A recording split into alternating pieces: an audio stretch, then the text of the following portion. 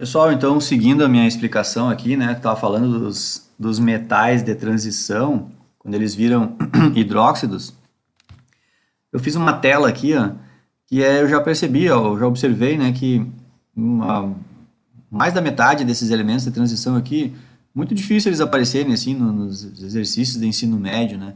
A gente tem uma frequência muito grande de aparecer esses átomos aqui, que são os átomos os que mais a gente vai trabalhar aqui nos exercícios, né? Então, cromo, manganês, ferro, cobalto, níquel, cobre, zinco, prata, cádmio, platina, ouro, mercúrio.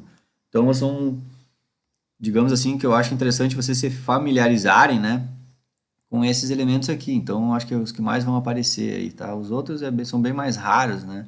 Então, não é muito comum, assim, trabalhar tanto com eles. Por isso que eu botei aqui os mais frequentes no ensino médio, certo? Só para deixar marcado aqui para vocês, né? Não é para decorar nada aqui, não é decoreba, é só já dizendo para vocês que com muita frequência aparecerão esses, né?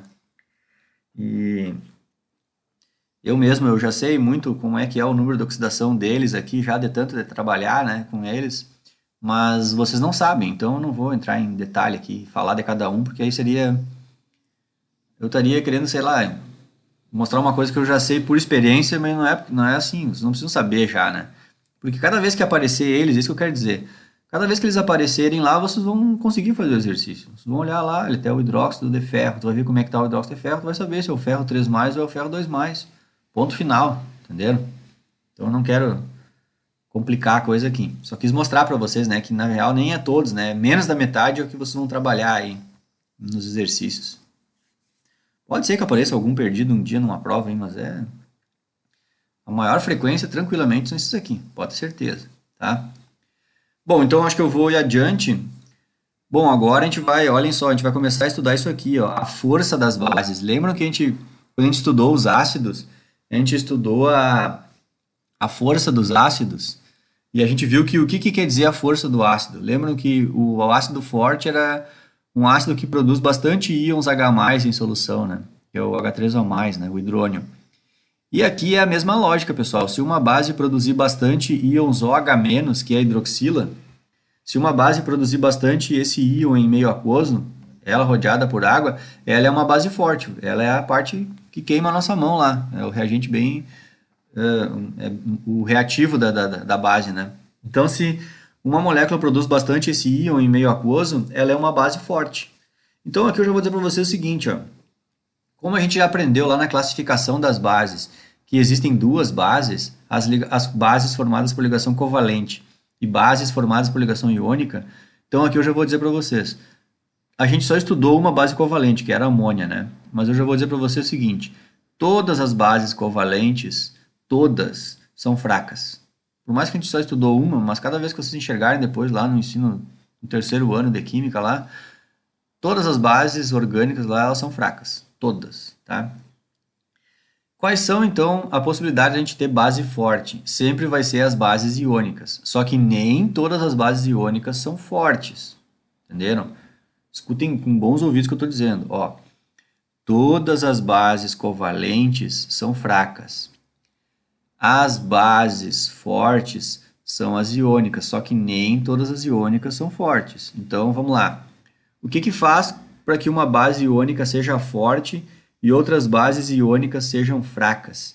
Simplesmente a solubilidade delas.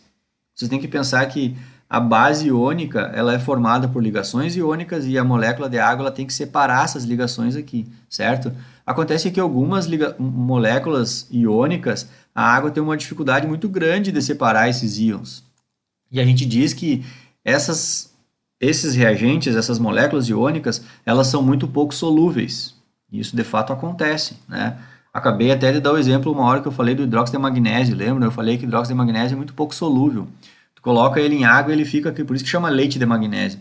Tu colocou aquele sólido, botou em água, mexeu a solução, a água não conseguiu separar os magnésios dos hidróxidos, eles seguem grudados. A única coisa é que são partículas tão pequenininhas que eles ficam em suspensão na água. É por isso que a água fica aquele aspecto leitoso, uma solução branca. Ela é leitosa, ela tem uma aparência leitosa, branca, porque o sólido é branco. E como o sólido está em partículas muito pequenininhas, aquilo ali, na real, o hidróxido de magnésio está desse jeito aqui. Tu colocou ele em água, mas é só um monte de partículas pequenininhas no meio da água. A água não fez isso aqui, que é separar o magnésio do hidróxido, entenderam?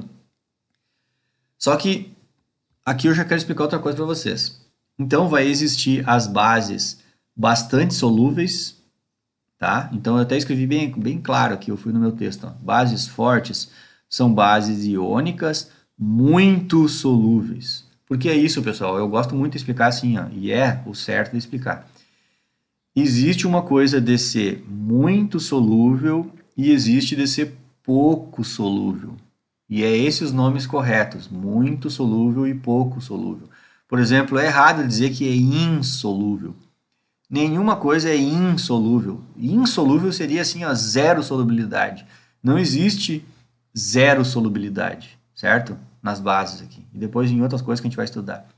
Existe um número muito perto do zero, ou um pouquinho mais que o zero, mas zero não é.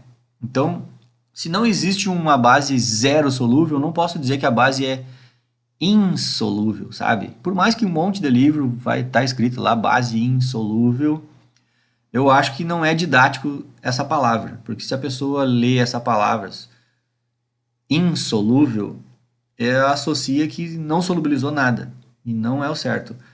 O mais correto seria dizer que é pouco solúvel, tá?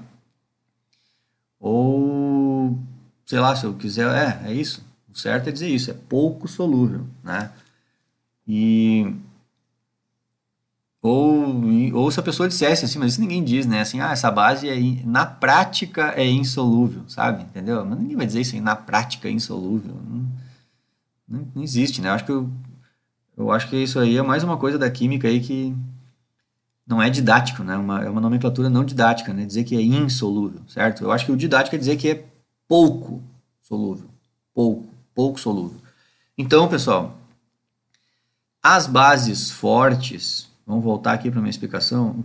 Quem serão as bases fortes? Serão sempre as bases formadas por ligação iônica, aonde essas bases são bastante solúveis, elas são muito solúveis.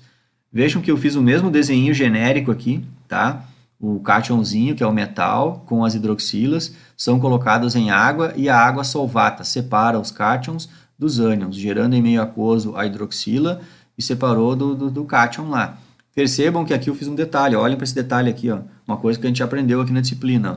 Se essa flecha está direcionada mais para o lado dos produtos do que para o lado dos reagentes, é porque essa coisa aqui, quando é colocada para reagir, quando se coloca a base com água, a maior parte das moléculas de base ficam desse jeito. Muito poucas delas ficam desse jeito. Entenderam? Por que é legal usar as palavras muito solúveis e pouco solúveis? Porque é bem isso. Quando colocamos bases muito solúveis, a maioria das bases vai solubilizar e muito pouquinho delas não vai solubilizar. Entenderam? Não é aquela coisa assim, ó, tudo vai solubilizar e bota uma flecha e pau, tudo. Não, sempre tem uma miserinha danada. Inclusive, isso aqui é uma coisa que a gente vai estudar em química no segundo ano, que é equilíbrio químico, certo? Então é isso. Então eu estou tentando ser bem coerente com vocês aqui, bem correto aqui na explicação. Bom, aqui então agora eu vou dar o nome aos bois aqui, né? Quem são as bases que são bastante solúveis? Aqui é uma decoreba que a gente tem que fazer. E aí a minha decoreba é a seguinte: as bases bastante solúveis serão sempre os hidróxidos dos metais alcalinos, grupo 1, tirou o hidrogênio, é claro, né? Base dos metais alcalinos e base dos metais alcalinos terrosos. Só que vocês têm que tirar esses dois primeiros aqui, que eles são insolúveis. Ou seja, insolúvel não, né? Até eu disse errado aqui. São muito pouco solúveis, né? A solubilidade deles é baixa, então eles não... Esse equilíbrio aqui ele não é deslocado para a direita, né? Eles formam um pouco os produtos aqui. Se eu fizer hidróxido de berilo e hidróxido de magnésio, eles vão ficar mais desse jeito aqui, ó, um grudado no outro, e a água não vai separar eles. Então, eles são pouco solúveis, certo? E aí, então, se eles são pouco solúveis, eles não produzem muitos íons OH- em água, e aí isso não está disponível para reagir lá, entenderam? Por isso que a gente diz que as bases pouco solúveis são fracas, e é por isso que a gente diz também, então, que as bases muito solúveis, elas são fortes. Então, aqui, eu já disse para vocês, as bases fortes mais usadas, disparado aí no mundo, né, são essas duas aqui, ó, hidróxido de sódio e hidróxido de potássio. Isso aí é os coringa da química, né? Base forte usa essas duas aqui. E é isso. Tu coloca hidróxido de sódio ou hidróxido de potássio em meio aquoso, praticamente tudo solubiliza. Entendeu? No nosso olho nem consegue ver lá o quanto não solubilizou, né? Praticamente solubiliza tudo. E, e aí então a gente vai ter alta concentração de íons OH- no meio aquoso. Então isso aí é altamente reativo. Entendeu? Daí vem a simbologia lá para chamar a atenção da gente. Não mete a mão nesse negócio aí, certo? E é claro que eu tô brincando, né, cara? Não se mete a mão em nada no laboratório, né, pessoas? Pelo amor de Deus. Isso aqui é até só uma simbologia que vai acontecer alguma coisa, né? Mas em princípio não se mexe, né? Eu gosto de dizer que laboratório, a química é muito parecida com cozinhar, né? Muito parecido. Só a única diferença é que o cara não pode provar a colher, né? Na química é isso só.